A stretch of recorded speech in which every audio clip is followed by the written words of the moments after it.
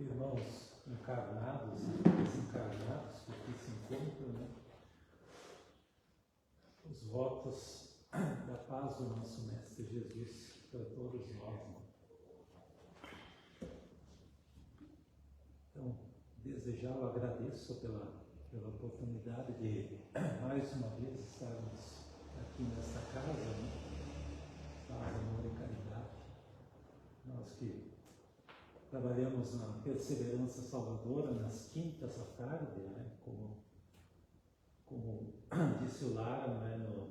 À noite nós temos compromisso com a escola, né? Então, à medida do possível, a gente contribui também, né? Horários alternativos. Bem, conta-se que certa feita, melhor, nos Estados Unidos, a grande antropóloga americana Margaret Mead estava fazendo uma palestra sobre antropologia, né, evolução das sociedades, e num determinado momento uma repórter perguntou à antropóloga, a doutora Margaret Mead, qual seria assim, o primeiro sinal, a primeira evidência de civilização ou de indício de civilização em um agrupamento humano. Porque até então pensava-se que o primeiro sinal de progresso, de civilização, poderia ser uma arma, ainda que rudimentar, né? Poderia ser um utensílio doméstico, uma ferramenta de trabalho, algo assim, né? Algo exterior, uma ferramenta, um instrumento qualquer. Né? E a antropóloga disse que o primeiro sinal de civilização do ser humano é quando um osso do fêmur é cicatrizado. E ela falava isso, né, se reportando a um fóssil, a um esqueleto, a um fóssil de mais ou menos 15 mil anos atrás, cujo fêmur havia sido colado, né, estava fraturado e havia sido colado. Então ela disse que isso era o primeiro sinal de civilização. Por quê? Porque na natureza, um animal que tem a perna quebrada é sentença de morte, porque não tem como sobreviver. Então, se um animal quebra uma perna, ele ou vai morrer de sede, ou vai morrer de fome, ou, muito provável, vai ser atacado por algum predador. Então, quando não é um ser humano, alguém se encontra nessa situação de ter um osso que foi fraturado, cicatrizado, é sinal de que alguém, nesse período, cuidou dessa pessoa, alimentou, alcançou água, protegeu, enquanto essa pessoa, esse ser humano, estava num processo de recuperação, não é? Então isso se chama solidariedade, não é? Então esse espírito, esse ser humano de 15 mil anos atrás, que não sei como que se comunicava, não sei como se já tinha o domínio da escrita ou não, nunca ouviram falar em Jesus Cristo, 15 mil anos atrás, mais ou menos, mas ele tinha já uma noção de solidariedade, de empatia e a vontade de auxiliar o outro. Ou, como nós podemos falar, então, de ter ou ser caridoso. Então, esse ser humano que auxiliou o outro a cicatrizar uma perna fraturada, não é? Mesmo sem ter conhecimento religioso nenhum, foi solidário a ponto de permitir que o outro sobrevivesse. Então já tinha uma semente de caridade, de fraternidade plantada no coração, né? Então, com essa pequena introdução, né, nós vamos falar um pouquinho, então, algumas reflexões a partir do capítulo 15 do Evangelho segundo o Espiritismo, cujo título é Fora da Caridade não há salvação. Né? Que a caridade, assim, é a essência, é a luz da doutrina espírita, né? É a senha de acesso ao mundo de Deus, tudo aquilo, todos os ensinamentos de Jesus, né, nós podemos resumir na prática, no exercício, na vivência da caridade, né? E o próprio Kardec não fala que fora da religião, fora da igreja, mas ele vai nos falar que fora da caridade não há salvação. Então a caridade, assim, é a pedra fundamental da doutrina espírita e também de todas as demais religiões. Às vezes muda o nome, solidariedade, mas que não deixa de ser caridade também. Fraternidade, empatia, tolerância ao outro, tudo isso, amor em ação, isso se resume em caridade. E São Paulo, na primeira epístola aos Coríntios, né, naquele texto que nós conhecemos muito, né, que diz: ainda que eu falasse todas as línguas dos homens e a língua dos próprios anjos, se eu não tiver caridade, serei como o bronze que soa ou um símbolo que retine, né? Esse texto já nos é conhecido, não é?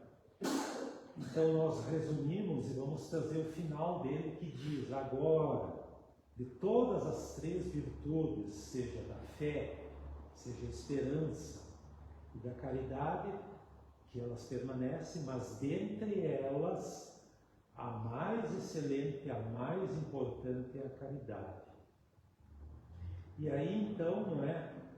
Jesus, então, ele vem nos trazer assim os seus ensinamentos e através das parábolas, né? E eu me encanto assim com o estudo das parábolas, né? Porque as parábolas são como a água viva, é uma água do oceano, ela sempre está se renovando. E como o próprio Jesus disse, já deixou para a posteridade, e essa posteridade até os dias de hoje, né, nós vamos encontrando novas significações para os textos. Tamanha a riqueza das parábolas, desses textos que Jesus, né, uma tradição oral, né, tradição daquele povo, de contar histórias trazendo um ensinamento para todos nós, né?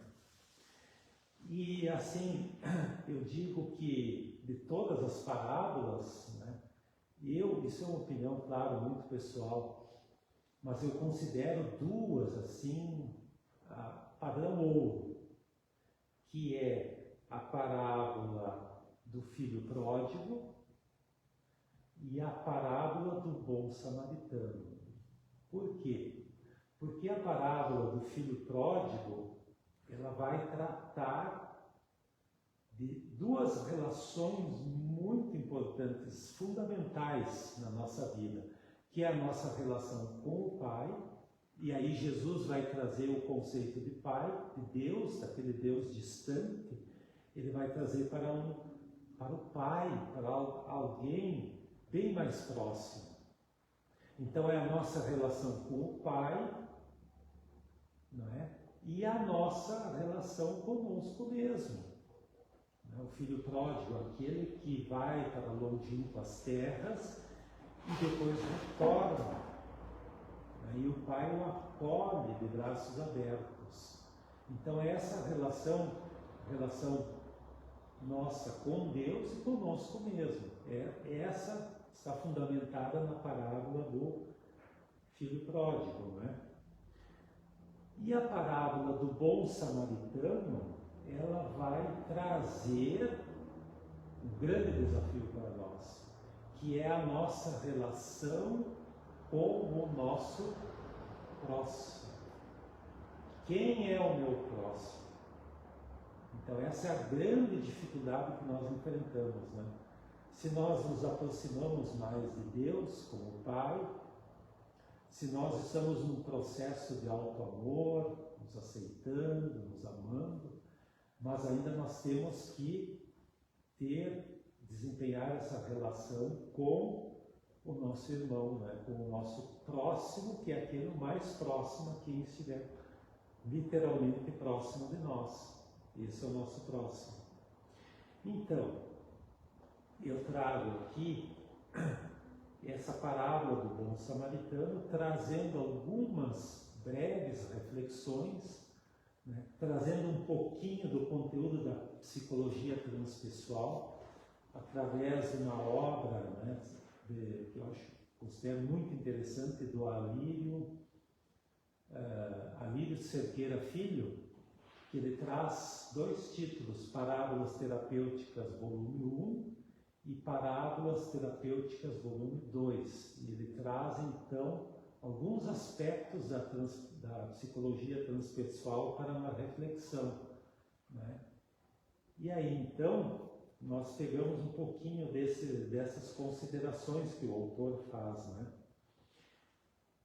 A parábola, então, do bom samaritano, ela vai dizer assim, vai começar assim: então, levantando-se, disse-lhe um doutor da lei para o tentar, Jesus, né? Mestre, que preciso fazer para possuir a vida eterna?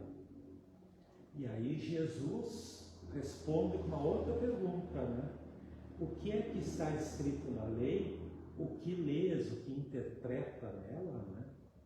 Então, Jesus, né, ele é tentado, né, muitas vezes. Então é mais uma oportunidade ali que ele tinha de ser tentado, de ser experimentado por um doutor da lei que faz uma pergunta e Jesus devolve uma outra pergunta. E aí então, o que lês nela, né? E aí o doutor da lei responde, né? Amarás o Senhor teu Deus de todo o coração, de toda a tua alma, com todas as tuas forças e de todo o teu espírito, e a teu próximo como a ti mesmo. E aí então Jesus diz, né? Respondeste bem, muito bem, faze isso e viverás. Mas o homem, né, o doutor da lei, querendo parecer, e aí quanto, né, querendo parecer, quanto em tempos de mídias sociais, né, de eras de Instagram, de Facebook, como as pessoas têm uma necessidade de parecer e de aparecer, de aparentar, né? Querendo esse homem parecer que era justo, ele diz a Jesus: quem é o meu próximo? Jesus, então, tomando a palavra, lhe diz: um homem que descia de Jerusalém para Jericó. Um homem, ele não identifica, é um. Ele usa um artigo indefinido. Não diz o homem, não diz o samaritano, não diz, ele diz um homem. Descia de Jerusalém. Bom, aí a questão simbólica, né? Porque Jerusalém, a não sei quantos mil metros acima do nível do mar, uma cidade sagrada. E Jericó, descendo, era uma cidade amaldiçoada na época, abaixo do nível do mar. Então nós podemos entender, né, que esse homem, ele estava podemos interpretar assim, que esse homem estava se afastando de Deus, se afastando das leis divinas, né? Caiu em poder de ladrões que o despojaram, cobriram de ferimentos e se foram, deixando-o semi-morto, né? caiu um poder de ladrões que o despojaram, né? Claro, nós muitas vezes temos ainda muito sentido material, né? Mas o próprio Jesus já disse, né? A letra mata, o espírito vivifica. Então é preciso abstrair também, porque esses que o cobriram, que o despojaram, que caiu em poder de ladrões, não quer dizer necessariamente que sejam assaltantes, que sejam pessoas, mas que podem significar os sentimentos, não é? Sentimentos egóicos, as negatividades, o orgulho, o egoísmo, a ambição desguardada, né? Todas essas negatividades, né, que podem tomar conta de uma pessoa, de um ser humano, cobrindo de ferimentos e se foram deixando semi-morto. Então, muitas vezes, quantas pessoas estão nessa condição, né, de ter corpo presente, mas o espírito está seriamente comprometido por conta dessas negatividades, né? Aconteceu em seguida que um sacerdote, descendo pelo mesmo caminho, ouviu e passou adiante, né? Então, muitas vezes é o quê? É o sacerdote, qualquer pessoa, não precisa ser alguém que tenha um vínculo religioso direto, mas qualquer pessoa que tenha alguma religião, mas não tenha religiosidade. Aquele que tem o conhecimento apenas a nível cerebral. Então, esse sacerdote, descendo pelo mesmo caminho, viu, passou adiante. O levita, que também veio, passou aquele lugar, tendo observado, passou igualmente adiante. Ou seja, fez a mesma coisa. Um seguidor do sacerdote viu que ele agiu dessa maneira, bom, vou fazer da mesma forma, né? Mas um samaritano que viajava, olha a diferença, ó. O homem descia, olha o verbo, descer de Jerusalém para Jericó, com afastamento. Podemos entender assim, o afastamento das leis divinas. Mas o samaritano, não é? Diga-se de passagem que era odiado, não é? Naquela época, pelos judeus, não é? Que viajava, estava seguindo a sua existência, a sua encarnação.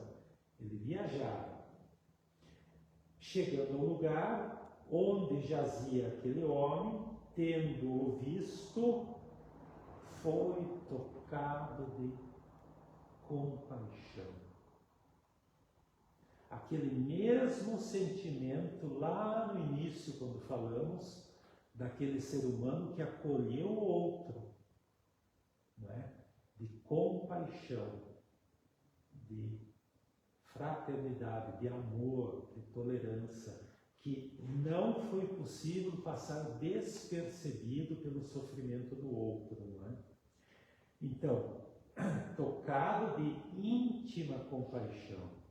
Então, algo no coração, algo divino que foi despertado, que ele estava passando e não poderia deixar aquele ser humano naquela condição.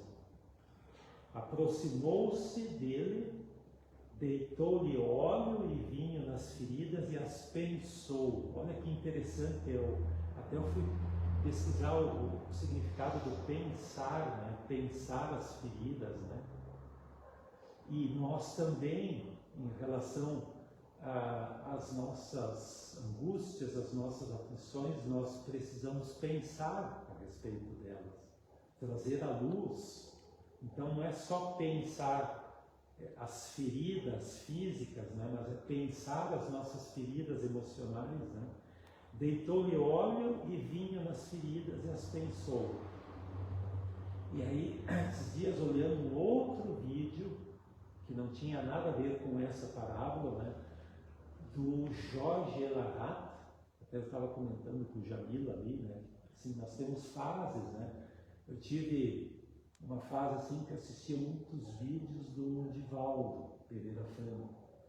Depois assistia muitos vídeos do Haroldo Dutra Dias.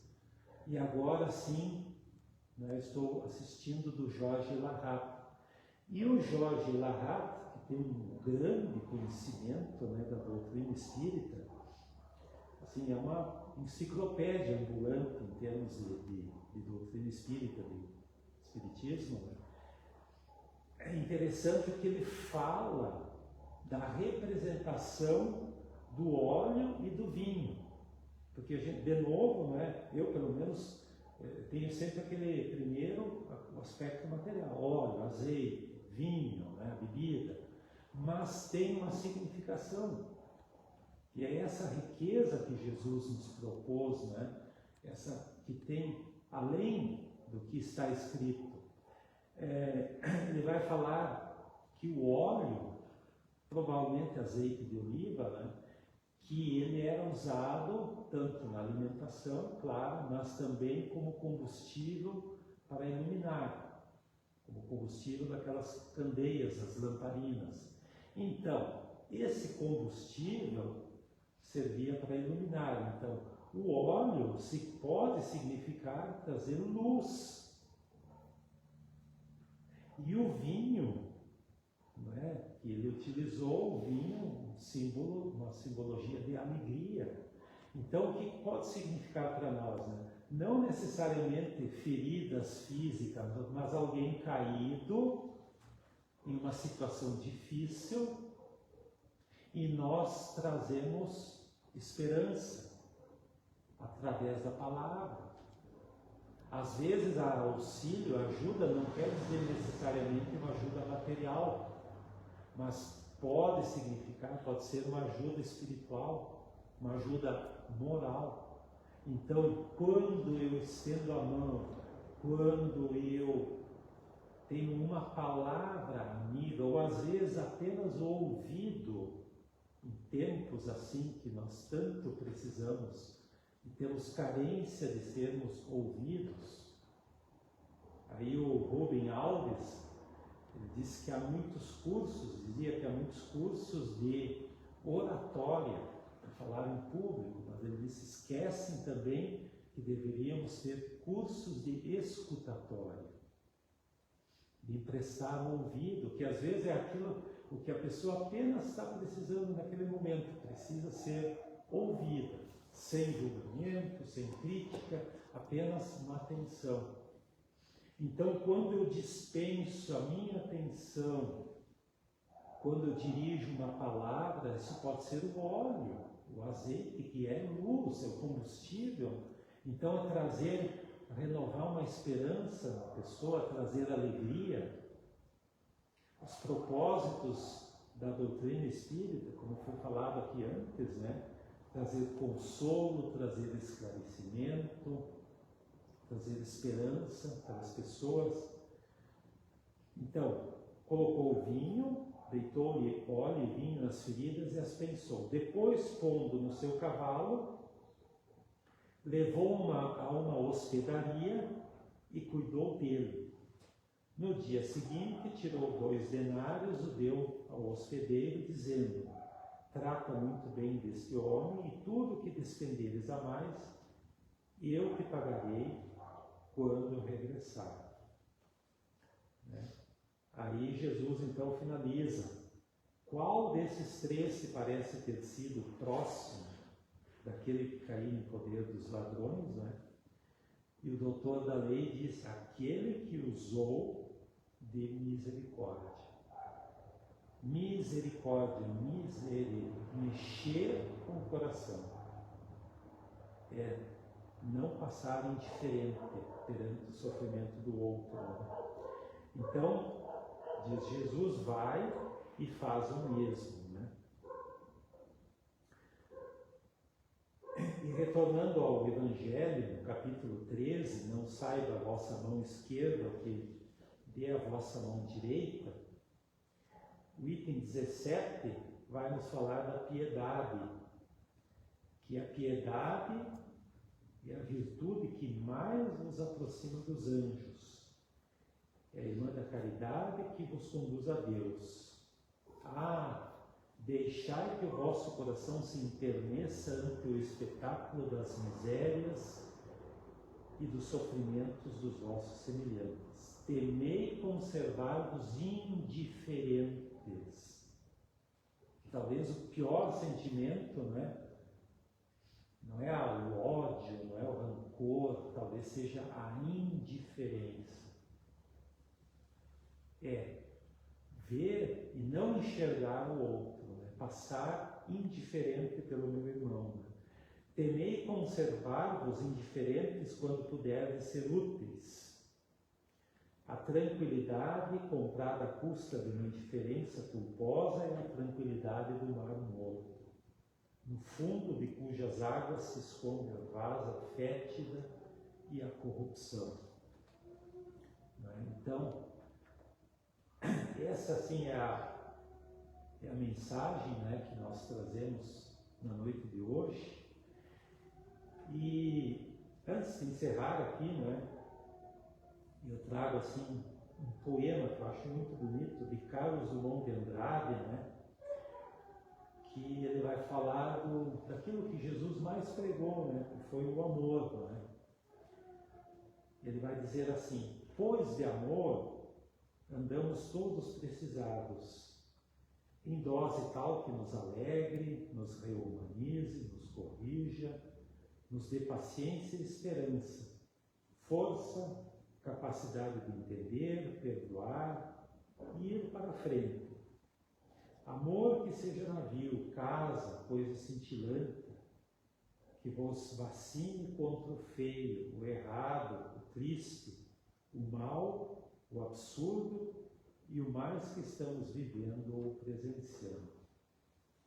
Então essa é a nossa reflexão, a nossa mensagem para a noite de hoje, a respeito da caridade, que ela seja o nosso lema e o nosso guia em todos os aspectos, em todos os momentos da nossa vida. E mais uma vez queremos agradecer então por essa oportunidade. Oração final. Então, nesse momento, convido a todos para nós fazermos a nossa oração final. Mais uma vez, agradecendo a Deus, agradecendo a Jesus, aos Espíritos benfeitores que estão conosco aqui, aos trabalhadores do plano invisível, que estão nessa casa, que nos acolhem, nos recebem, os seus bálsamos curadores.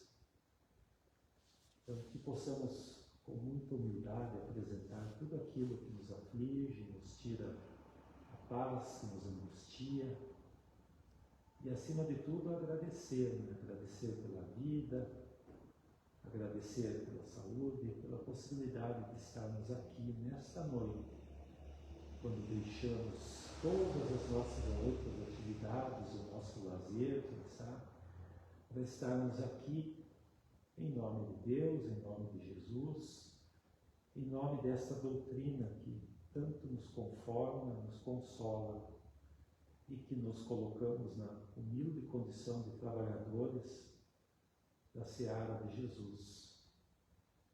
Que esses bálsamos também se estendam aos nossos lares, aos nossos familiares, aos nossos locais de trabalho, e ao nosso Brasil, nosso país, Brasil, coração do mundo, parte do Evangelho, como o nosso planeta. Com as bênçãos de Deus, de Jesus e de Maria Santíssima, a Mãe Espiritual de todos nós, que assim seja.